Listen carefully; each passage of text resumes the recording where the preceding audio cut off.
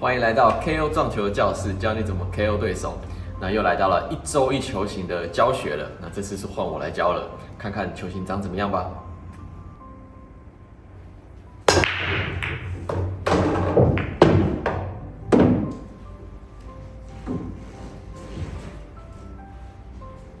好，我们现在冲完球型长这样，各位先想一下你们会怎么打，那我再分享一下我的想法。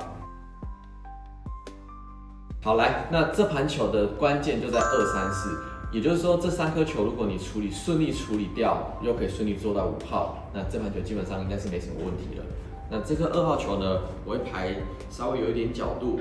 打进之后呢，母球稍微带一点拉杆拉过来这里，然后3做4就是最重要的，因为3号我会打2颗星过来这边做4号同一个洞，但是这个时候就要很注意了，因为有一颗7号在这边。所以我打进之后，如果太大力的话，就会变成吊球，那你这盘球就麻烦了。所以这个球3做4，我是我最小心的时候。那我现在就一边打一边讲。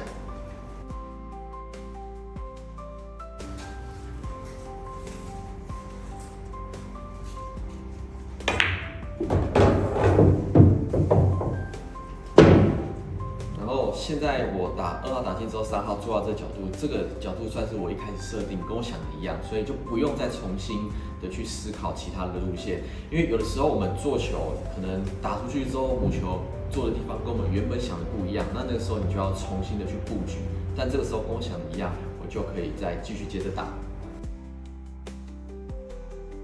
那这个3做4呢，刚才有提到是最重要的。那我现在要打的路线就是要避免我会去掉到7号的风险，所以我的选择呢，我会打进之后2颗星，是母球是往7号的这个方向跑，就是说假设我太大力敲到了7号也没关系，也不会变成吊球，所以这颗球的2颗星不只是力量要控制，连我母球的高低杆也是需要注意的。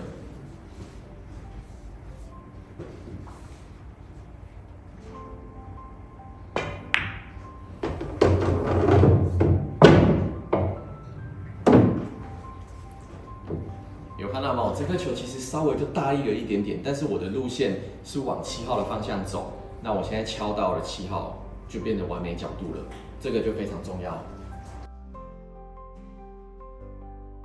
那再来，现在这颗4号呢是稍微母球偏这里的角度，有2个路线可以选择。第一个路线就是推杆2颗星过来这里做5号。那第二个路线呢是拉杆1颗星上来做5号。如果是我的选择，我会选择拉杆1颗星，因为我推杆2颗星就会有2个风险。第一个是如果下赛太多，跑到这里来，球号会变吊球。那第二个路线是不小心没下到赛，你可能推杆过来这里，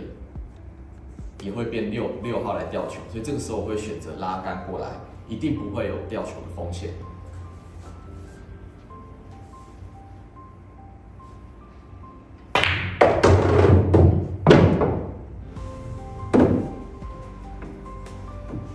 好，然后现在我打进之后，5号做了这个角度，那这个时候呢，我的5号我就会选择低杆2颗星过来做6号。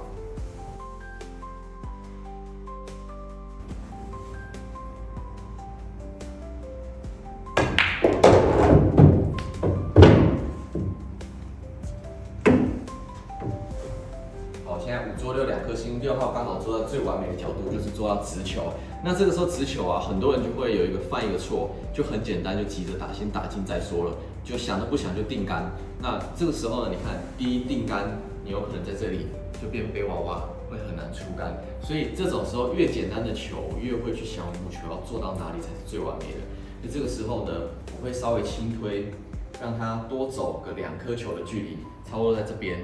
那这个时候7号就可以再打1颗星过来做到8号，这样子才会是风险最小的。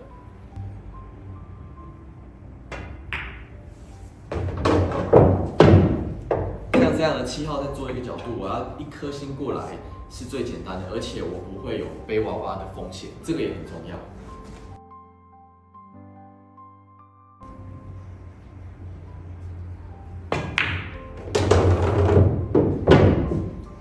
1颗星过来，然后8号我也预留了一点角度。那这时候其实我没有特别去讲，就是因为其实如果8号做的太直，或过来这里，都很好去修正球号，所以这个时候就不需要刻意的说我一定要母球定点抓到哪里才是最漂亮的，因为它很好修正。那我现在刚好有点角度，我就一样打进之后再一颗星过来抓球号，这样这盘球就可以完美的结束它。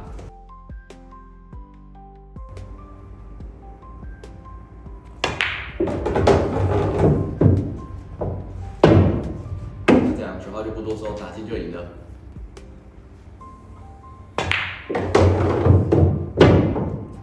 好，今天这盘球型我总结一下，其实最重要的地方就是刚才的3做4，推杆2颗星，要去敲7号的这个路线呢，一定要抓得非常精准，这样才可以把你的风险降到最小。其实球散散的，但是如果你观念错了，或者是有时候一些杆法打错了，就会把你的难度提升很多，这个很重要，各位要注意一下。好啦，那如果喜欢我们的影片，麻烦帮我们按赞、订阅、加分享，并且要开启小铃铛哦。下期见，拜拜。